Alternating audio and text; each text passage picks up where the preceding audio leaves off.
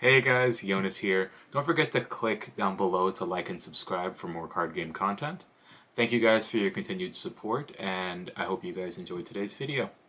Alrighty, the finals, Aichi CS. Shanks versus Dofi one last time. Um, the Shanks player last time was able to destroy the Dofi player with a lot of early aggression and cards like Rayleigh and Dragon to pressure board. Hopefully, he can try to do the same thing this game, or if it doesn't work out that way, then he can. Maybe the Dofi player will be able to finally usurp Shanks after the last game. That was really close. I think both players are really trying to enable their game plans where Dofi's trying to get as many characters in play as possible, whereas Shanks is trying to kind of stymie a lot of Dofi's early aggression and eventually try to close the game out with cards like 8 cost Rayleigh and 10 cost Shanks.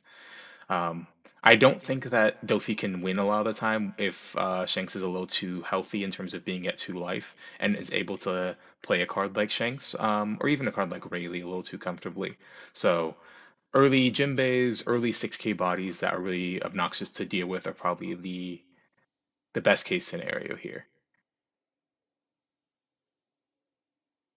Let's see how these games play out. Let's kind of take a quick look at their hands. I believe the Dofi player ended up being first, which I think is better. Ooh, this is a rough hand from the Shanks player. There's nothing much to do in these early turns, especially going second. Dragon's nice, but you ultimately have four 2Ks. Thankfully, in this matchup, since Dofi wants to swing seven so often, every 2K is going to be very, very useful.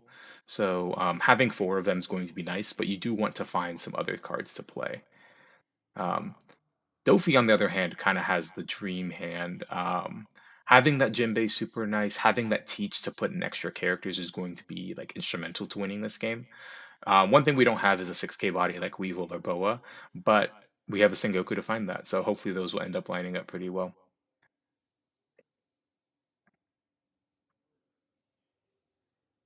And let's jump right in. Yep. Shanks, nothing on. Oh, at least Shanks is going first instead of second. My apologies. And Dofi True Buggy. Um, let's try to find some other 6K body to put in play. And speaking of 6K bodies, Bo was actually really nice in this matchup.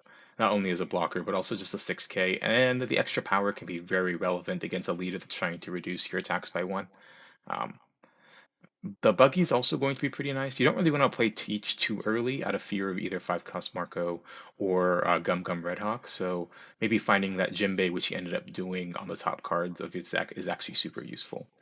Ooh, and Shanks Drew Red Hawk is a really interesting reaction or interaction that happens here. Um, I think the Dofi player is probably going to swing 8, and how this works is once you put in Jinbei, there's two things that happen. The Jinbei on play and then the Shanks leader effect. Shanks chose to use leader effect on Jinbei, presumably trying to Red Hawk it, but you actually have to resolve the Jinbei effect before you get to counter with your Red Hawk. So the Dofu player expertly is putting in the Boa to make it so that once he reduced that Jinbei, now all of a sudden you can use that Boa on play effect to actually put a Dawn on Jinbei to make him back in out of range of Gum Gum Red Hawk. Um, very well played over here. And now we have two extra random characters to play. Shanks still doesn't have anything to do this turn, so swinging 8 at this Jinbei and leading up this Red Hawk for one more turn is going to be kind of the only thing he has going for him. The Delphi player has a really interesting decision as to whether you want to defend this by block 2K, 1K with your only 2K, or just letting this go. It's a really complicated decision a lot of the time. It seems like he's willing to just go the distance with these characters, though. And hopefully, this early aggression that he's committing to doing is going to be super duper relevant. Additionally, I believe the third card, which is now the top card of his deck off of the Boa effect, or second card rather, it was a law. So you can probably just spend this turn um, swinging a bunch of obnoxiously sized swings like sevens and eights, and then just putting in that law to return both the the buggy and the Sengoku to his hand. You could also just like Jinbei Weevil if you'd like, but since you're playing over the characters, you kind of would want to bounce to get extra counter in your hand. I think it's probably just better just to play the law for free. Um, yeah, six, seven, eight with these relatively obnoxious swings, putting in law, bouncing those two counters. And now it felt like you didn't even have to counter with two cards on that last swing. You kind of offset everything. And the Shanks is kind of locked in into doing whatever it can to try to clean up the board. The only card he has to play this card is, or this turn is Ben Beckman to get rid of Boa, which is not bad by any means, but Dofi's slowly, or not even slowly, very quickly trying to end this game relatively soon with these obnoxious 5K bodies. And I think this is a great turn to probably just keep doing the sevens. Seven with Jinbei and Law, and then using Teach to put in Jinbei plus Weevil is probably just like an obnoxiously good turn. And that our original hand of four 2Ks is slowly dwindling, even as the Shanks player finds an extra 2K out of life. Um, and yeah, Teach effects, put a card on top two, and yeah, looks like it's probably just going to be Jinbei plus Weevil. More bodies in play, putting your opponent down to one, even before the turn where you get to play Rayleigh from the Shanks side. Unfortunately, he doesn't even have one this turn, but it's still going to be a terrifying situation. And this is what happens a lot when you're playing Shanks is if Dofi has too much time to set things up, these attacks are gonna be very easily met.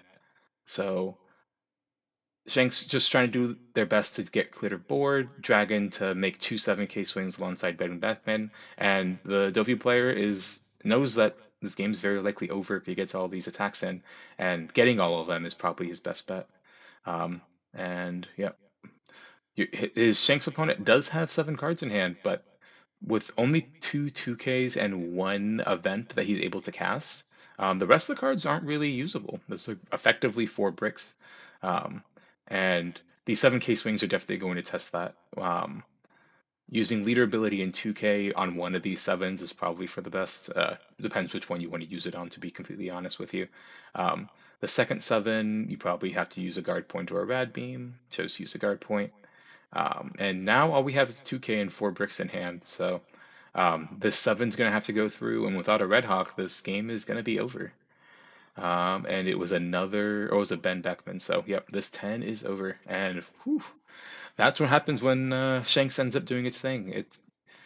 Or when Dofi ends up doing its thing. Too many swings before Shanks is able to set up, and the game was won extremely quickly.